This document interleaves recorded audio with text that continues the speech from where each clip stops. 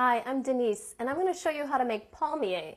Palmier are a sweet or savory biscuit that is made out of puff pastry dough. And today I'm going to be making sweet palmier. It's a really easy recipe. In fact, actually, the basic recipe is just sugar and puff pastry. I'm going to go ahead and actually make this a little more interesting and add some spices to my sugar. So I'm going to add some cinnamon, some ground cloves, and actually I like to add a little bit of salt too. This is the reason for that is the puff pastry that we're going to be working with is almost flavorless. It's basically just flour, water, and fat. The fat can be a soy shortening or it can be butter. And if you're, you can actually buy both commercially in the grocery store. They're available in the frozen aisle.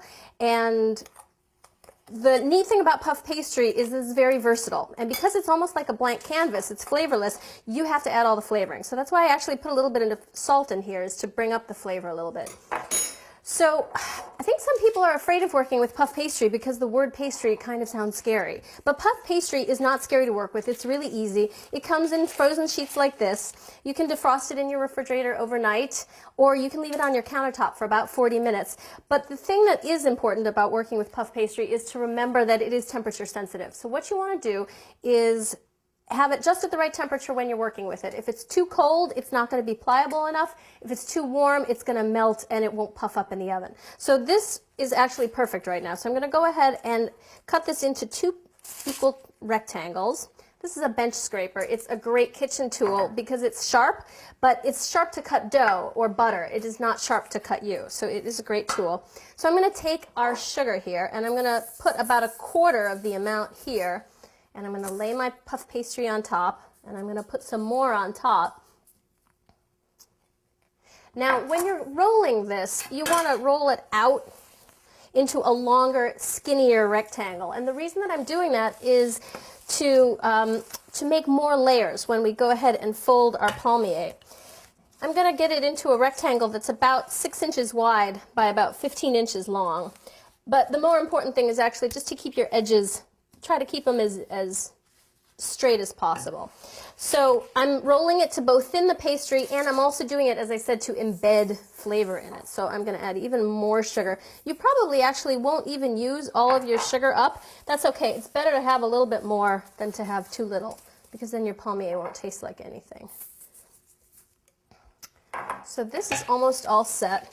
There's a very easy fold that you can do, which is, I'll show you part way, and then a slightly more complicated one that's going to give us more lobes. The word palmier in French actually means palm tree, because some people think that the shape of it looks a little bit like the top knot of leaves on a palm tree. They're also butterfly shaped or elephant ears, depending. So this is the very basic palmier shape. If you wanted to, you could just do it in half like this and then slice it and be done with it. We'll get into that in a minute. I'm going to show you a slightly more complicated fold. You meet your 2 outer edges in the center like this, and then what you do is you bring it horizontally over here this way, and now what you need to do is make a little indent with your hand so that all of the lobes will fall neatly, and then you make one final fold like this. Now I'm going to go ahead and store this in the refrigerator for about 30 minutes because, as I said, puff pastry dough is really sensitive. If I got a sharp knife out now and tried to cut it, my cuts wouldn't be very neat and I wouldn't be able to get them consistently sliced. So I'm going to go ahead and chill this for 30 minutes and then I'll show you how to bake them. So I've got my dough. It's been in the refrigerator for about 30 minutes. You can see it's not very pliable, which is what I want. I wanted to be able to cut it with a sharp knife. Now, sugar has a quality to it that's called hygroscopic. Sugar is a hygroscopic material, and because of that, it wants to pull moisture out of whatever it's near. So if you leave it in the refrigerator any longer than 30 minutes, it's going to start to pull moisture out of the puff pastry dough, which is not ideal. So if it's going in your refrigerator for 30 minutes, great. If you need to let it sit any longer than that, what I would suggest is putting it in your freezer right away. That will stop the moisture pulling activity. So I'm cutting these palmier about 1/4 inch thick, and you can see I'm leaving about 1 inch or more between them because they're going to spread out quite a bit in the oven. You can see even if they fall apart here, you can kind of reform them and they will stick together. in the oven. The sugar is actually going to get caramelized in the cooking time, and that's one of the reasons that they are so delicious. So I'm going to put these in a 425-degree oven, and I want to have them on the center rack, because if they're too high, they're going to burn on top, and if they're too low, they're going to burn on the bottom. This recipe, this one log that I'm cutting here will yield about 24 palmier. The whole recipe will make 48 or so. So these are all set to go in the oven. Now they're going to cook for about 8 minutes. I'd say 8 to 10 minutes on the first side, and they're going to get very caramelized on the bottom. We're going to flip them really fast. Don't let too much of the heat out of the oven, and get them back in. They're only going to cook for about 2 to 3 minutes on the second side, because the caramelized sugar on top will burn quickly. So don't let them go any longer than 2 to 3 minutes, and check on them.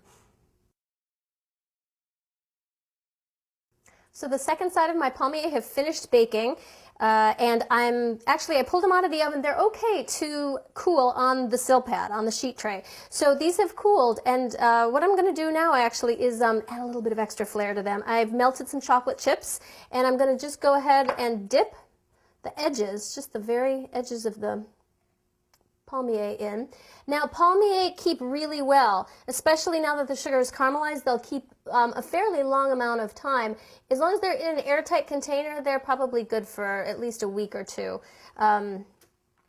And when you dip them in the chocolate, you just want to give them a little while at room temperature to set up. You can see right here that the chocolate is very shiny. When it's set up over here, you can see that it's got more of a matte finish, and that's when it's okay to go ahead and store. You wouldn't want to store these until the chocolate is set up. So there you have it, sweet palmier, little chocolate dipping idea. Have fun cooking, and don't be afraid of the puff pastry.